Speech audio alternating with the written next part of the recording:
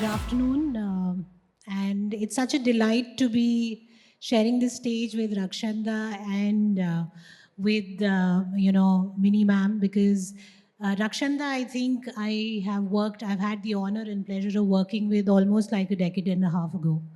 At HarperCollins. How old is your baby? I have now two. I've got two now. Yeah. So they are now, one is 13, the other is 8. Yeah. We go back a long way. And I'm quite, at least for this session, in comparison to the last one where I was dead nervous, I'm much more comfortable because this is, so to say, my domain. I've been working in publishing for the last 18, 19 odd years now, and have been observing it as a marketer, as a person who has deep interest in statistics and numbers and sales figures. And therefore, I do know that while publishers have been publishing translations for a long, long time, it takes awards like the Man Booker Prize for the translations, the books, to sell huge numbers. Up until a certain year, say 2022, when it was the first year when Gitanjali Shri's book, Ret Samadhi, won the Man Booker Award, and now we have Bhanu Mushtaq's book, Heart Lamp, which won the award this year for translations. The numbers for Indian translations used to be quite okay, but not the kind of numbers that you expect such fabulous books to do. And the kind of genres that used to sell even till today are the translations that are from English to Indian languages, coming from probably Japanese literature, French, or even English literature, or maybe for that matter, Russian literature. When I was growing up, I recall that most of the storybooks today, even when I go and buy books for my children, are translations from world languages. There are very few good translations that are actually being promoted well in the Indian market from Indian languages. And for a nation as diverse as ours, which is so linguistically diverse, so culturally diverse, we are sitting in Odisha. There's such massive Odia literature, which I think the rest of India in itself has to experience and explore and discover. But it takes an international award really to actually bring translations and books, translated books, back into mainstream conversations, if I put it that way. And that's why my first question, Minnie, is to you. You have had a huge, phenomenal experience in this field of translating and editing. And these two books are the books that you've edited. And I wanted to understand that how you've closely seen how these two books have worked. The Heart Lamp and the I'm saying that there are many books that you've edited, and these two books have just won these international awards. You've seen many books, translated and edited. How do you view these international awards really bringing about a difference in how we perceive translated books, translated works? Thank you. First of all, the norms and rules for these two books, which are somehow held up as a great success of Indian huge effort and a huge achievement, the norms for these books being selected was set outside the country. Correct. They had to be published outside the country in the UK. Only then they became eligible. It doesn't mean that the huge numbers of books that Indian publishers, we're now talking only about English translations because that's our experience. It doesn't mean that those other books are not as good. Okay? There have been any number of very good translations. Of course. And by excellent translators, Indian translators, using very flexible language, which could not be considered because they were not published in the UK. There was this fixed rule.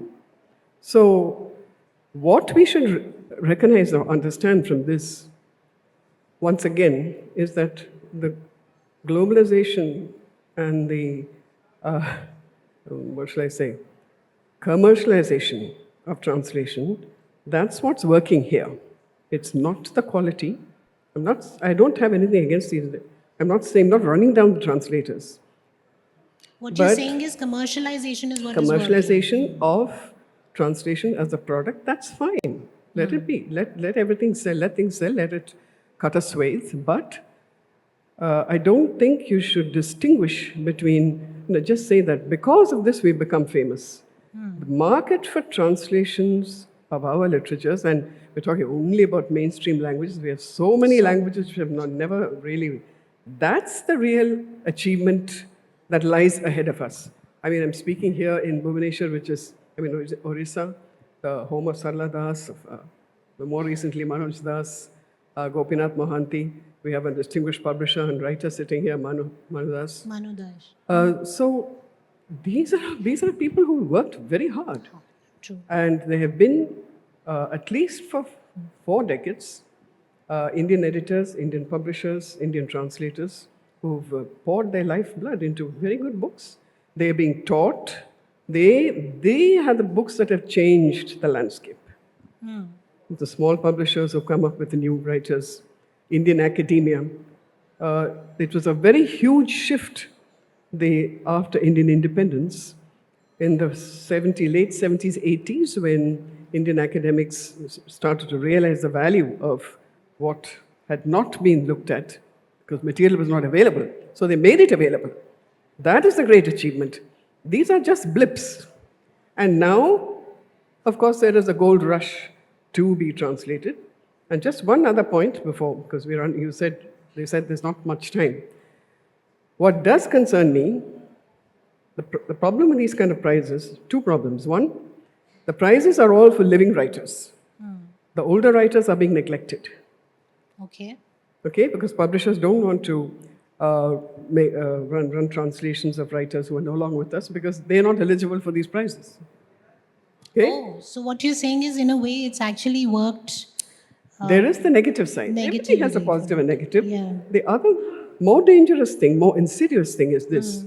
Indian writers, in order to be translated, are writing, using the kind of language that's easy for people to translate. I have one example. I don't want to mention a name, but there's a famous Kannada Dalit writer who wrote wonderful stories and terrific 2-part autobiography. His stories were being translated by a famous translator, a well-known translator. And she was struggling, it's the southern Karnataka dialect, it's the Dalit dialect. And after she finished those stories, she asked him, any more stories? Because these are just 8 or 9. And he said, yes, I'll send you a few more. And she told me these were so easy to translate. So I felt a real chill because it meant that he had already translated himself into a more translatable Kannada.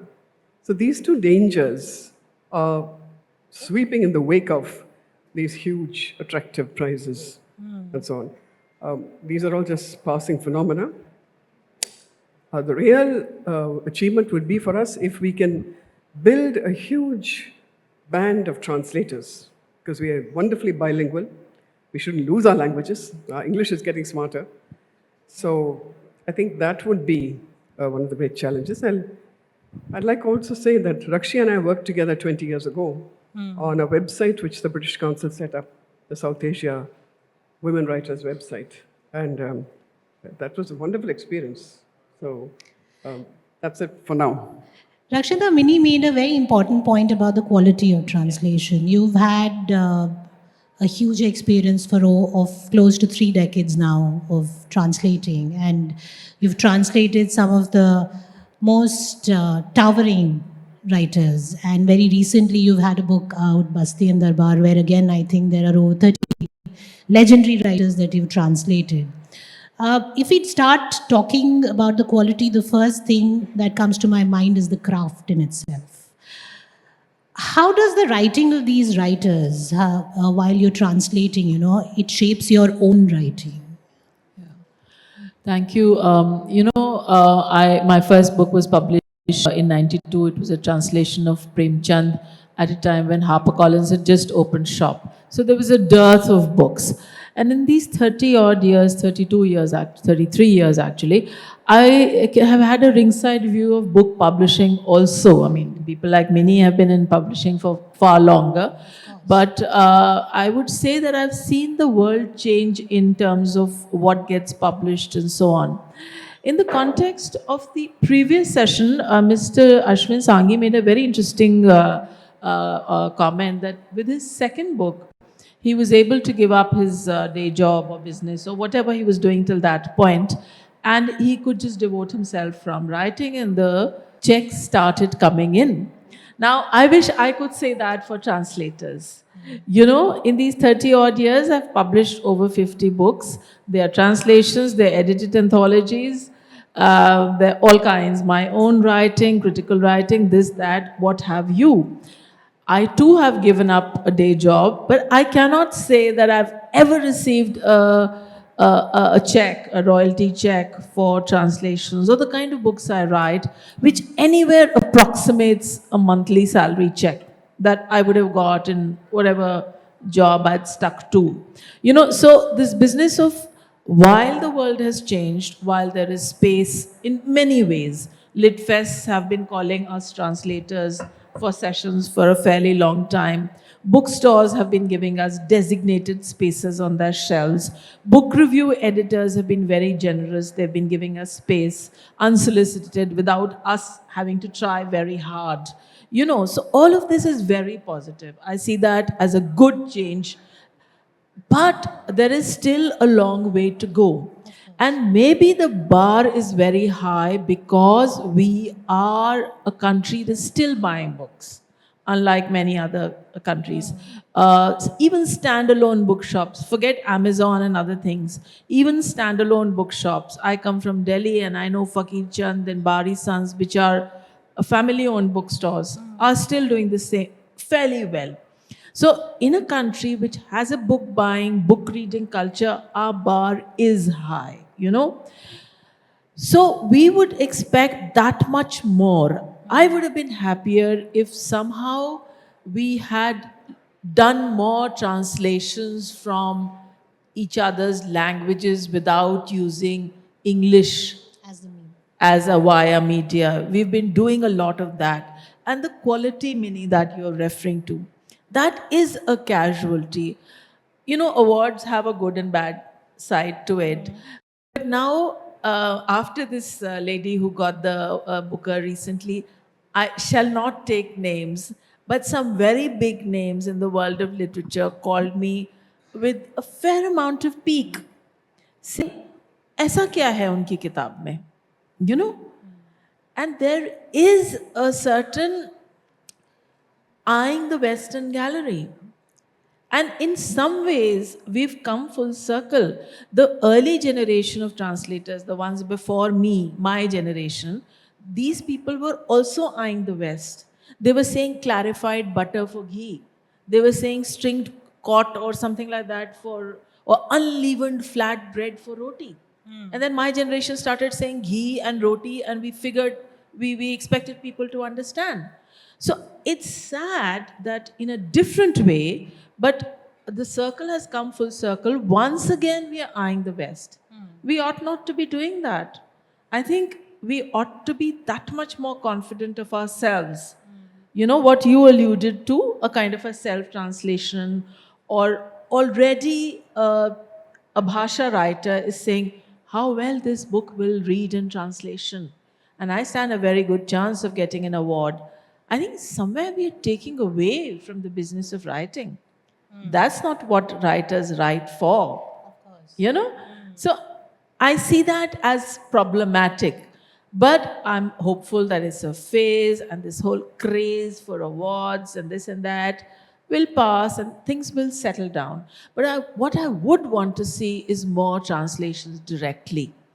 You know, it'd be that much nicer if, let's say, somebody knows Urdu and also knows Marathi and translates directly from Marathi into Urdu, let's say, or from Tamil into Bangla. You know?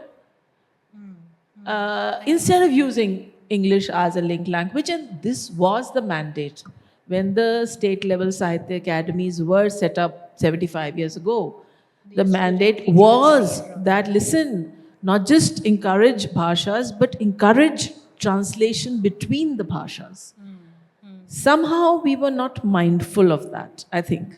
But that again brings me to the question of the craft. That when you're talking about the fact that, we should encourage bhasha translations from one Indian language to another directly instead of making English as the medium for it. Coming back to the question, what kind of pressure as a translator is there of pressure in the first place to actually live up to the expectations of the kind of people that you're translating, also to the expectations of the people who read you or follow you? What is there in the craft that actually one needs to be careful about? I can only speak for myself. I've never done farmaishi program, which means I've never done something that has been commissioned or where the author says, listen, do this. I usually have picked up texts that speak to me in some way or the other. I've also abandoned a text that I midway realized that I detest, that I realized that I don't like this person's politics, I don't like where he's coming from. I abandoned that translation midway. So that also happens. And I think literary translators are a species that is distinct from a commercial translator, right? They're translators and they're translators, and there's AI translations also, right? Now, literary translators, I think by and large, pick up a text that in some way or the other speaks to them or is in consonance with their larger worldview, or, somewhere there is some commonality. We are not commercial translators. We are not in the business of translating a washing machine instructions or how to put bleaching powder, because you don't need a context for those commercial translations. For literary translations, you need to be mindful of a context. You need to have, of course, there's the craft that you're talking about that can come to you with patience and with practice. But if you are blind to a context, or if you think my job is just to transfer from one word account to another vocabulary account, that's not what translations are about. And again, to dip into my own journey as a translator, in 92, when I published Premchand Mini, I wrote a very modest 2-page translator's note, because I thought my job is not to bring myself in this book, So that was a very modest 2-page translator's note. And in these 30 years, I've come a long way where I still don't insert myself in the text, but I do feel that my job is to push the envelope a little more. And I've now begun writing these long introductory essays, because in my own discovery, in my own journey, I think the text, of course, has primacy, of course, is important, but the context is equally important. And I think where I cannot insert the context in the text, I've occasionally used footnotes, and some book reviewers have picked on that and said, where is the place of footnotes? This is not a literary history. This is a flat out work of fiction. Why is she using footnotes? But I, regardless, continue to use footnotes. But again, what I cannot accommodate in a footnote or in a glossary, I like to write a long introduction where I can put a bunch of stuff. You're getting your slips. I'll come back to you on, the influences and your life experiences actually influencing the translations when you talk about the text and the context. But before that, Mini, I would like you to comment on the fact about English as the medium of translation. You translate from several languages. Actually, I don't translate, I edit. Yeah, edit translations from several languages. From 14, 15 languages. But now, of late, just 4 or 5, and more recently... She's edited me. You've edited me. Yeah, and a fine job you did that. Yeah. But you do have an opinion on the third language, and English being the... Yes, I do have an opinion. Soul of... No, the thing is, I've watched the way translators have changed. They were cautious, very, very sort of prosy, what I would call Babu English. Those are the kind of people who were picked up earlier. or who volunteer to translate. And not every translator rushes with a script to a publisher. Many of them are very shy, they're very insecure, they have to be sought out. Oh, I don't know if I can do it, but many of them are very, very talented. Encouraged to work with the authors. If the author's alive, that's great. If they come from a similar background, I think Meera's had that experience. The shift in translators, Indian translators, moving Indian texts from their languages into a learned language, not the mother tongue, a learned language. The sort of very official, correct English, which they picked up from after the British left, because they were the first translators. That moved. There was quite a swift movement away from that in the mid-90s to early 20th century, 21st century, when translators became much more confident, bolder, something to do with the rise of Dalit writing, subaltern writing. Women writers use a certain kind of language, so that had to be, and women translators, that's one of the very important points here. Women translators became very, very confident, important, and they formed a big population, I'd say, of those who were translating. They made a very big difference because many of the teachers of English literature, culture studies are also women. So there's this hidden force. And they started using, really taking big risks with language, I'd say. Diaglossia, bringing in the regional language, the language from mixing it very well. And you simply had to do that with dialects, with Adivasi language. And there are great failures as well, but never mind, we're getting there, I think Leonardo da Vinci said, if I can't reach the fountain, at least give me a jug of water. So translation is a bit like that. There has been a very big shift. The other thing is people also work together. That's worked very well. Are we running out of time? No, it's okay. Yeah, Please, okay. complete. So, We have but a couple of I minutes. think what we can do in such a huge country with our resources is to teach translation. Our universities are doing next to nothing. So the whole plan of the NEP with the importance of the mother tongue and profiling multilingual India is a very good idea. But some good, proper processes have to be put in place. And it doesn't have to be only academics. It can be translators, publishers, writers. And imagine bringing writer and translator into a classroom, how exciting it would be.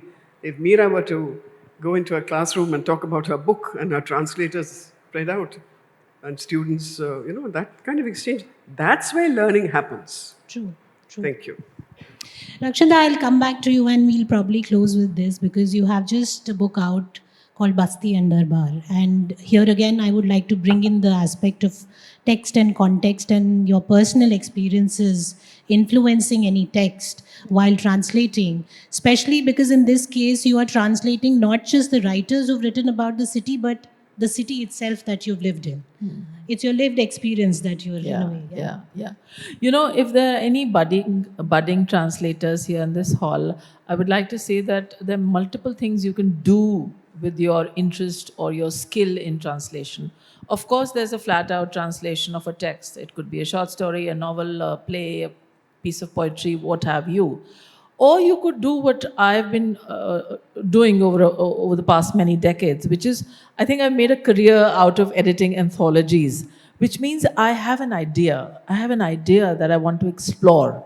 It could be coming from my own work. I was trained as a literary historian, and late in my life, I did a PhD in literary history. So it could be something that has come from that, or it could be anything that catches your fancy. Let me give you examples. The Jallianwala Bagh, a historical event that happened. Now, what is the translated work on it? How does a real historical event find reflection in prose and poetry? You could do the languages or you could do work alongside other translators. So that's what I've been doing. Anything and everything that catches my fancy. And fortunately, I've been able to find a spectrum of publishers willing to do it. So let's say Jallianwala Bagh, let's say the Great Bengal Famine, the creation of Bangladesh, partition, of course, we all know a whole lot of translation has happened. The First World War, a lakh and 70,000 Indians participated. 74,000 Indians died, 1914 to 1918. Now, surely something this big must have found reflection in the literature of that time. So you go looking for it. You look for it in the languages you know, in my case, Urdu and Hindi, to some extent Punjabi, because I live in Delhi. And then I take the help of others. So there are ways and means in which you can use translations. By all means, stick to regular texts and do that. Or else bring your own politics and bring your own interests. It could be in history, it could be in economics, it could be in world affairs, it could be in whatever you choose. You see? In my case, I've chosen to look at that intersection of literature and history. And it's that area that I keep trying to tease out, but I do that through translations. Right? So my newest book is on Gandhi's first call to civil disobedience. And I'm looking at the period of 1920 to 22. And I'm looking at how did a Premchand respond to this call of Swaraj. I'm looking at Upendranath Ash. I'm looking at Urdu writers. I'm looking at any other writers where somebody is able to give me translations in those languages. But there is a peg. So the idea of having a peg, which could be a theme, and an idea that you want to explore through translations, it could be a historical event, it could be any number of things, you know. In one instance, I think that book is available outside, The Male Gaze. We have always used it in cinema. How do men look at women? But I was very curious, how does the male Urdu writer look at women? We all know how the male Urdu poet has looked at women. But I was curious, how does it differ in prose? So I went looking for a cross-section of stories, short stories, novels, extracts, but prose. And how has the male gaze moved from cinema to the written word? And what is it that men want when they see women? You know? And you'll be surprised at the amount, the embarrassment of riches I had to choose from. I think we've run out of time, and I'm. I'll request if anyone has questions, please take them after the session because we've run out of time. But while I started my conversation with these two wonderful people, you know, on the commercial aspect of translations, let me also tell them that the fact that we continue to publish and continue to be in publishing is purely for the love of it. Whether or not we sell enough copies is very secondary. Of course, it's a business-related discussion, but I see the world of translations thriving. We are at a point where, you know, there is a lot more being translated, and I do hope that every corner of India tells its stories in the language they want to, and we read and understand it in the language that we want to. Yes? One last point. I really want to thank the Indian Express because they, the edition we get in South India, has every Sunday a very large section devoted to writers and to reviewers. And I notice a very fair distribution of their reviews to different publishers. They also have little nuggets which help readers. And quite a lot of it covers translation, for which I'm extremely grateful. So thanks to, you know, Thank you, Mimi. Thanks to the media. Thank you, Rakshanda. Thank you.